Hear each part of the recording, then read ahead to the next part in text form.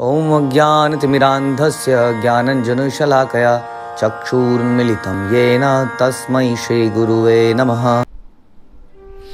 हरे कृष्ण। भगवद्गीता अध्याय 18 श्लोक संख्या 4। निश्चयं शृणु मे तत्र त्यागे भरतसत् तमा त्याग ही पुरुष व्याघ्र त्रिविधा संप्रकीर्तिता। हे भरत श्रेष्ठ, अब त्याग के विषय में मेरा निर्णय सुनो। हे नरशार्दुल, शास्त्रों में त्याग 3 तरह का बताया गया है। तो इससे पिछले कुछ श्लोकों में हमने त्याग के विषय में काफ़ी कुछ सुना। त्याग किसको कहते हैं, संन्यास किसको कहते हैं। तो वेरी लेमैन लैंग्वेज में त्याग मतलब आप कह सकते हैं अपने कंफर्ट को to give away the comfort voluntarily.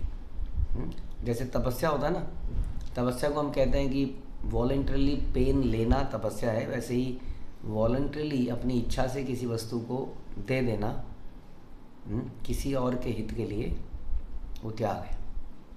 तो देना बड़ा इम्पोर्टेंट है सबसे पहले तो। हाँ, त्याग बड़ी इम्पोर्टेंट चीज़ है, क्योंकि त्याग से ही हमने वैराग्य को समझने का प्रयास किया, संन्यास को समझने का प्रयास किया। तो त्याग बड़ा ज़रूरी है, क्योंकि हमारे अंदर ज्ञान आ रहा है कि नहीं, ये इससे पता चलता है कि हमारे अंदर वैराग्य आ रहा है कि नहीं। वैराग्य is detachment from the material activities, उसको हम वैराग्य कह देते हैं। अभी पीछे भी हमने सुना कि सभी प्रकार के भौतिक काम के आधार पर किए गए कार्यों को त्याग देना संन्यास है। तो त्यागना इसमें ज़रूरी है, चाहे अपनी इच्छाओं को, चाहे अपने वस्तुओं को, संपत्ति को, टू गिव अवे। किस लिए? किसी और के, अपने बेनिफिट के लिए नहीं, ऑब्वियसली वो त्याग नहीं किया जाएगा। जैसे कि आप होटल में जाते हैं या किसी दुकान में जाते हैं, अगर आप पैसे देते हैं तो उन पैसों के देने को त्याग नहीं कहते, क्योंकि आपने पैसे के बदले में कुछ लिया, राइट। इसलिए यदि हम मंदिर में जा रहे हैं और हनुमान जी को 101 रुपये का बूंदी और बर्फ़ी चढ़ा रहे हैं, लेकिन उसके बदले में दो चीज़ें देखिए। उसके बदले में एक तो हम मांग रहे हैं कि हमें ये वस्तु चाहिए, जैसे हम दुकानदार को कहते हैं ये लीजिए पैसे और हमें ये दे दीजिए, तो त्याग नहीं कहलाएगा। इसी तरह से ऐसे मंदिरों में जाकर लक्ष्मी दे देना और बदले में कुछ प्राप्त करना त्याग नहीं कहलाएगा। और तो और वो बूंदी और बर्फ़ी भी वापस चाहिए। हाँ, हनुमान जी के मुंह में एक लगाओ, बाकी सब खाओ। तो उसमें मुख्यतः हमारा, अगर ये प्रसाद खाने का भाव है तब तो बहुत अच्छा है, अन्यथा वो काम की इच्छा है, वो त्याग नहीं है वास्तव में। समझ में आ रही है? तो अब त्याग भी, इसका मतलब कई तरह का हो सकता है। त्याग तो ज़रूरी है, जैसे हमने सुना कि ज्ञान से त्याग होना चाहिए, क्योंकि ज्ञान से आदमी को समझ में आता है कि I am not this body. इसलिए जो भी मेरी संपत्ति है इस संसार में, वो वास्तव में मेरी नहीं है। ये बॉडी मेरी नहीं है तो संपत्ति की बात कहाँ से आई, तो किसी और की है। तो इस ज्ञान से हम चीज़ों को त्याग पाते हैं। लेकिन कई बार हम किसी और भाव से भी त्याग देते हैं, जो कि हम आगे सुनेंगे।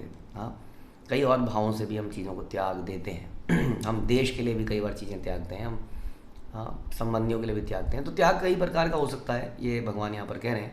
और भगवान ने ये भी बताया पीछे कि ऐसा विद्वान लोग ऐसा कहते हैं, दार्शनिक लोग ऐसा कहते हैं, वो ऐसा कहता है, ये ऐसा कहता है।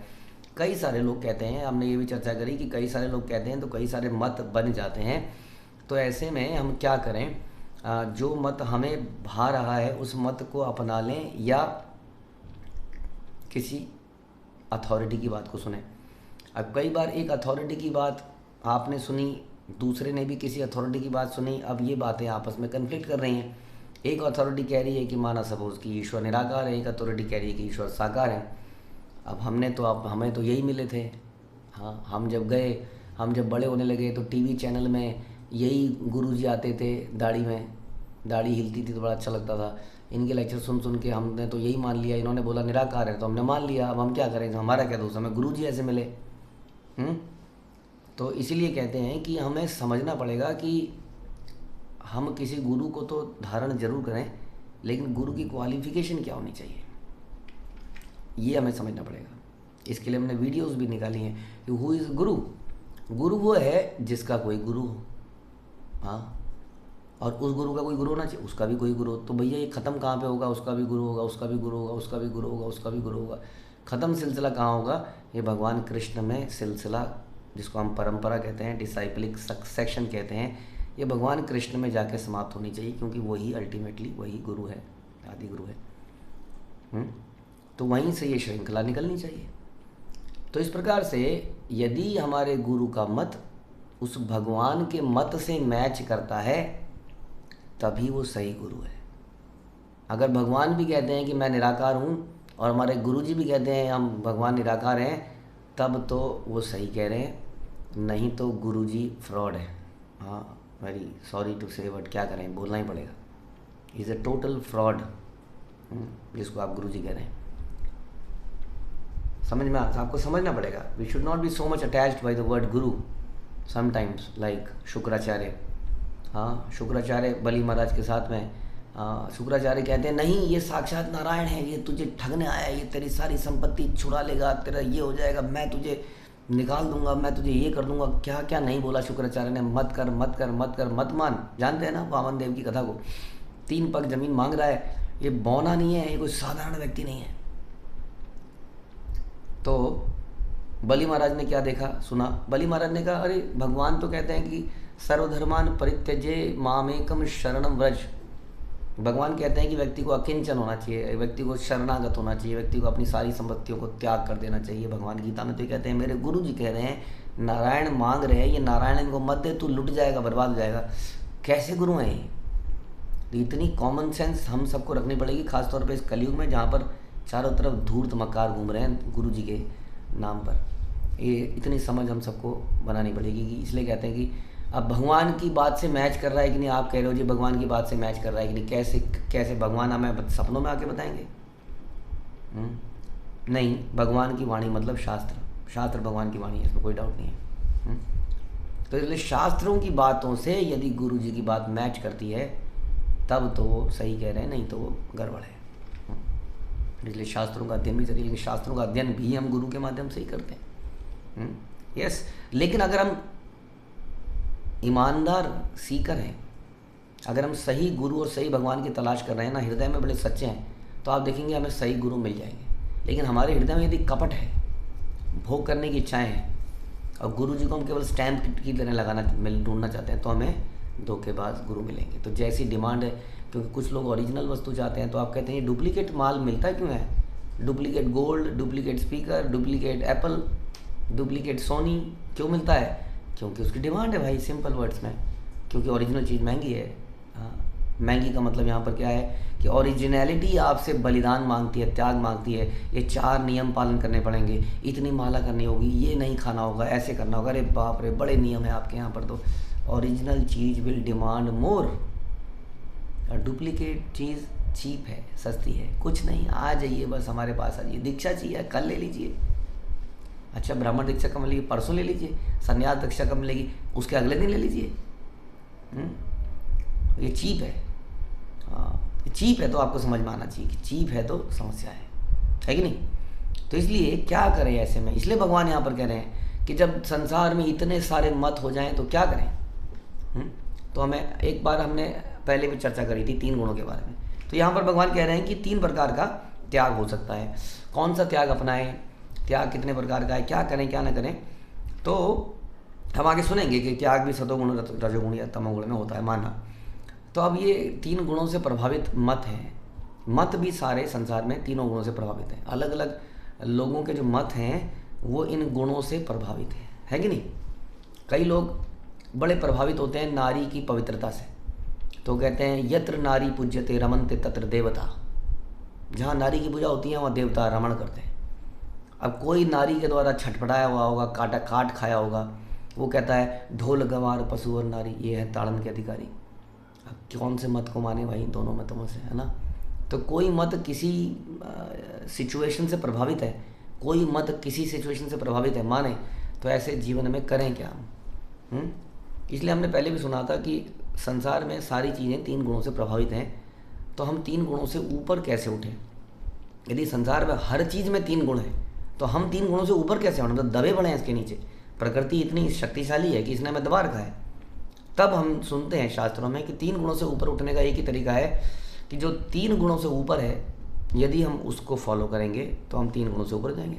3 गुणों से ऊपर कौन है? एक ही व्यक्ति है संसार में, माया के पति, वो है भगवान। तो जो भगवान की बातों को फॉलो करता है, हाँ, वो 3 गुणों से ऊपर उठ जाता है। और ऐसे हैं हमारे गुरुजन जो भगवान की बातों को एज इट इज़ फॉलो करते हैं। शास्त्रों में जो लिखित है उनके जीवन आप देख सकते हैं, ज़्यादा इसमें मुश्किल लगेगी नहीं। शास्त्र को खोलिए, पढ़िए और माइन्यूटली देखिए, हाँ ये चीज़ लिखी है, ये कर रहे हैं। नहीं, ये लोग कहते हैं नहीं ये शास्त्र, कई लोग कहते हैं कि भगवद गीता के श्लोक जो हैं 700 सारे के सारे ओरिजिनल नहीं है, ओरिजिनल तो ये 400 हैं, ये 500 हैं, बाद में किसी ने लिखे। तो समझ लीजिए अच्छा ये कुछ काट छाट कर रहा है ये आदमी, समझ लीजिए काट छाट कर रहा है कि नहीं कर रहा है। हाँ, कोई एक श्लोक दिखा रहा है, देखिए यहाँ लिखा है भगवान, देखिए अव्यक्त है, अव्यक्त है, अव्यक्त है।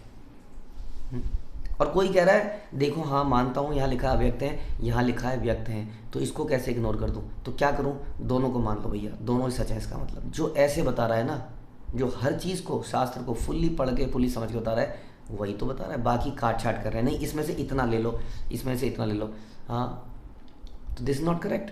कई लोग कहते हैं Bhagavad Gita is for management, क्योंकि उन्होंने वहाँ कुछ मैनेजमेंट के फंडामेंटल्स देख लिए। हाँ, हमारे LIC ने बोला योगक्षेमम महाम्यम, उसने वहाँ से वो चुरा लिया। हमारे IITB के लोग भी कुछ वहाँ से स्लोगन चुराए हैं। हाँ, तो इस प्रकार से मतलब कहीं कहीं से कुछ चुरा के, तो ये जो है ना cherry picking, this is not following as it is, right. तो इसलिए वहाँ पर कुछ समस्या है, आपको मानना पड़ेगा, इसको कंप्लीटली ऑब्जॉर्व करना पड़ेगा। तो वो हमारी गुरु परंपरा करती है। आप जब पढ़ेंगे आपको समझ में आ जाएगा, हाँ ये लोग अभी तक एक भी श्लोक में ऐसा नहीं मिला जो ये लोग नहीं करते। कितने लोग गीता को पढ़ते हैं लेकिन फिर वो देवताओं की पूजा भी करते हैं, क्योंकि डरते हैं अंदर से कहीं देवता नाराज ना हो जाए। हाँ, ये संस्था ऐसी है, गीता में साफ साफ लिखा है कि जो देवताओं की पूजा करता है वो अधिक बुद्धिमान व्यक्ति नहीं है, मूर्ख नहीं है, ये अविधि पूर्वक पूजा है। और ये लोग इस बात को कह रहे हैं, ये लोग इस बात को कर रहे हैं। हाँ, भगवान ने एक बार बोला भूंजते थे तोघम पापम ये पचंती आत्मकारणात्। भगवान ने बोला कि जो अपने आनंद के लिए खाते हैं वो पाप खाते हैं। अरे ये लोग तो भगवान को ऑफर करते हैं, ऑफर करने के लिए ही बनाते हैं और फिर खाते हैं। हाँ, ये तो इसको भी फॉलो कर रहे हैं। तो कोई चीज़ ऐसी समझ ही नहीं आ रही कि जो फॉलो नहीं कर रहे हैं, इसका मतलब ये लोग एज इट इज़ फॉलो कर रहे हैं, इसका मतलब ये लोग उस भगवान को फॉलो कर रहे हैं, इसका मतलब ये लोग गुणातीत हैं, ये गुणों के ऊपर है। इसका मतलब यदि मैं इनकी बातों को फॉलो करूँगा तो मैं भी गुणों के ऊपर हो जाऊँगा। और तब मुझे समझ में आएगा कि व्हाट इज़ द रियल त्याग, जब इनकी वाणी से सुनूंगा। इसलिए भगवान कहते हैं कि मेरा मत क्या है, अब मेरा निर्णय सुनो। दुनिया में किसी का निर्णय सुनने की आवश्यकता नहीं है, जो भगवान का निर्णय है वही अंतिम निर्णय है। ध्यान रखिए, कई लोगों को हमने पढ़ाया लिखाया समझाया, गीता का पाठ पढ़ाया, लेकिन घर वालों ने बोला ये सब मूर्खता है, मैं तुम्हें बताऊंगा बेटा, मैं तेरे को जानता हूँ ना, मैं तेरा पिता हूँ ना, या मैं तेरा हूँ, मेरी बात सुन तू। ऐसा बोला जाता है। क्या तू 2 दिन से जानता है उनको, गुरुजी को? तो क्या गुरुजी क्या करता रहता है, क्या उनके पास जाता है? हम तेरे को बताएंगे, हम तेरे वो हैं, हम तेरे ये हैं, ये गलत है, ये सही है। यहाँ हिप्नोटाइज करा जाता है। कुछ लोग हमसे इतने परेशान हैं, जले भुने बैठे हैं, हमारी कहीं पर तारीफ होती है तो फट से एक मैसेज छोड़ देते हैं वो, नहीं नहीं जी ऐसा नहीं है, ये भी तो है वो भी तो है, आप इनके चक्कर में मत पड़ो। ज़बरदस्त एनवियसनेस है। हाँ, ये है संसार में, समझ में आया? तो वो लोग हमें पग पग पर बहकाएंगे, डराएंगे। लेकिन आप सुनिए, आप देखिए, आप अपनी समझ लगाइए कि कौन सी ऐसी चीज़ है जो बोली जा रही है जो शास्त्र में नहीं लिखी है। यदि आप इसको नहीं मान रहे हैं तो आप भगवत गीता को झुठला रहे हैं, धिक्कार रहे हैं, नेगलेक्ट कर रहे हैं। इसलिए आपके मत कभी भी 3 गुणों से परे नहीं हो सकते। इसलिए आपके निर्णय हमेशा 3 गुणों के अंतर्गत ही रहेंगे। इसलिए आपको जीवन में सिद्धि परम सुख कभी नहीं मिलेगा। हम ऐसी बद्दुआ नहीं दे रहे हैं, सॉरी, हम तो जीव पर दया करना चाहते हैं, लेकिन ये सचेत करना ज़रूरी है। सावधान, झूठे मकारों से सावधान। कौन है झूठा मकारा? जो शास्त्र की बात को नहीं मानता है, जो गुरु परंपरा की बात, ऐसे गुरु परंपरा की बात को नहीं मानता है जो शास्त्र को एज इट अपनाए, वो हमेशा गलत सलत निर्णयों में गिर जाता है, पड़ जाता है। यहाँ भगवान साफ साफ कह रहे हैं त्याग के विषय में, मेरा निर्णय सुनो, that should be the final declaration. हमें जीवन में ऐसे ही जीना चाहिए। भगवान का जो निर्णय है ना, भगवद गीता का यही पर्पज़ है कि हम सुने भगवान का निर्णय क्या है। हम एक एक श्लोक को पढ़ रहे हैं, हम एक एक शब्द को पढ़ रहे हैं यहाँ पर। हम जंपिंग नहीं कर रहे हैं यहाँ पर श्लोकों की। हमने आपको ये नहीं किया कि हम केवल भगवत गीता के पहले अध्याय के 4, दूसरे अध्याय के 10, तीसरे अध्याय के 12 श्लोकों को आपको समझाएंगे। हमने शुरू से लेकर आखिर तक एक एक शब्द समझाया, ये बताने के लिए कि सुनिए भगवान का निर्णय क्या है और फिर डिसाइड कीजिए कि सही क्या है, जैसा कि अर्जुन करेंगे। हरे कृष्णा। श्रील प्रभुपाद की जय, भगवत गीता की जय।